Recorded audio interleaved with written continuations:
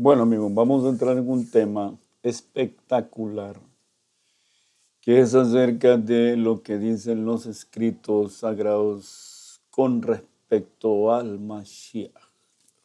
Este es un tema bastante complicado para la gente, pero vamos a abordarlo con toda honestidad, brindando toda la información necesaria para que las personas puedan tener acceso a la información de primera mano de las fuentes originales, ¿verdad? Entonces, tenemos que, en primer lugar, eh, hablar de este tema de la era mesiánica. Entonces, hay mucha gente, pero mucha gente repitiendo información que está disponible en las redes sociales, que está un poco limitada. Esa información, en realidad, esa información está limitada, bastante limitada. Esa información que está en las redes no tiene toda la información que se requiere eh, para poder desarrollar un criterio con respecto a este tema. Entonces las redes sociales están llenas de información, pero cada quien le pone o le agrega de sus propias interpretaciones personales o grupales, le agrega lo que cree y lo que piensa. Entonces, se ha desviado bastante del concepto original, está bastante deteriorado y está bastante desviado. Y esa es la razón por la cual necesitamos entrar en el tema y desarrollarlo poco a poco, ir entendiendo qué es clase por clase hasta llegar a la conclusión final de lo que este tema es. Ahora, el hecho de que la gente esté buscando con ahínco esta información significa que el tema es un tema de interés global, pero cada quien sesga la información a la que accede de acuerdo a lo que preconcebidamente ya tiene en su conciencia con respecto a este tema. Y también, en forma muy global, la humanidad ha tenido un concepto del Mashiach o del Mesías que tiene que ver más con el producto de una repetición de una historia contada desde una sola perspectiva, es decir, la perspectiva de las naciones gentiles,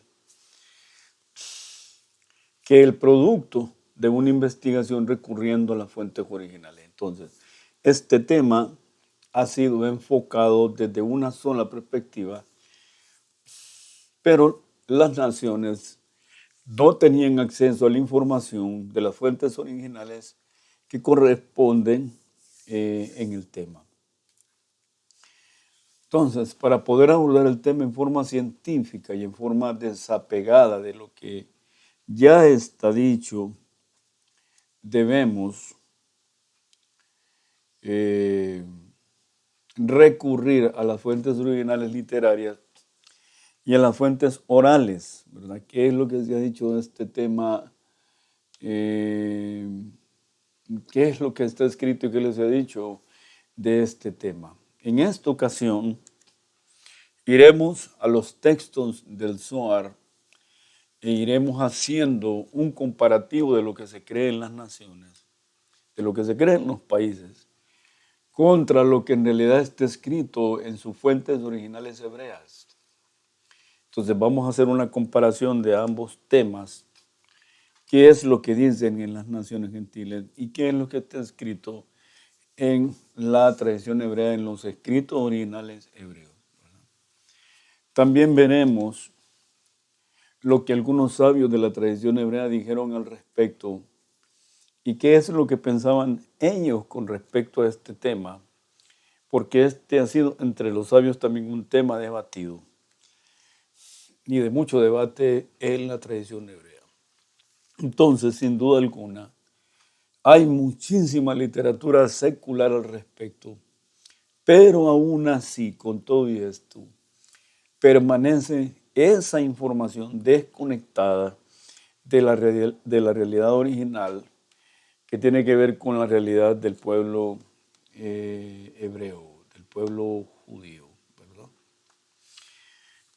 Entonces trataremos de hacer una separación en la ficción, entre la ficción y la realidad, basándonos en los textos originales de la antigüedad, basándonos en el Tanaj, basándonos en el Talmud y en otros escritos sagrados antiguos que no han estado al alcance de la humanidad y que también nos estaremos basando en la estricta creencia y tradición judía al respecto y por qué razón se espera un Mesías, ¿verdad? Y cuáles son las tareas de este Mesías, cuáles son sus obligaciones y cuáles son sus calificaciones para que sea nombrado un Mesías. Entonces, en primer lugar y antes de cualquier cosa, se debe de entender y se debe de asimilar que el término Mashiach, este término Mesías, es de autoría exclusivamente judía. Este término es de autoría y tiene el copyright del pueblo judío. El mundo gentil no hablaría nunca de un Mesías si no fuera por los hebreos, quienes introdujeron el término para sí mismos.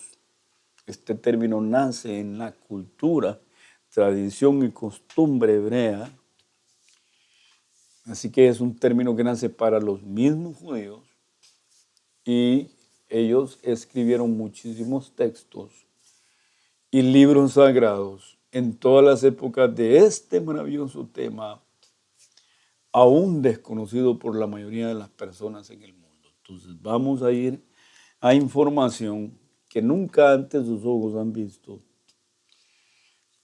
y la vamos a comparar con lo que tradicionalmente en las naciones las personas creen al respecto. Y aún más nos atrevemos a decir que ninguna religión moderna, ¿verdad?, tendría existencia si no fuera por los escritos hebreos, quienes en este caso son los actores principales en esta historia, ¿verdad? Así que podemos decir que este es el final del tiempo como lo conocemos y vamos al inicio de una realidad cuántica. Estamos frente a un nuevo paradigma en la humanidad en estos momentos. Estamos entrando en días prácticamente desconocidos desde el punto de vista de la ciencia. No hay respuestas todavía contra lo que estamos viviendo. Y desde el punto de vista religioso tampoco hay respuestas. No se ha escuchado la voz de nadie en los planos supremos. El decreto sigue en firme. Y entonces tenemos que entender qué son estos días, ¿verdad?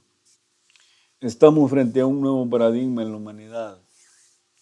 Una nueva forma de vida va a surgir de todo esto.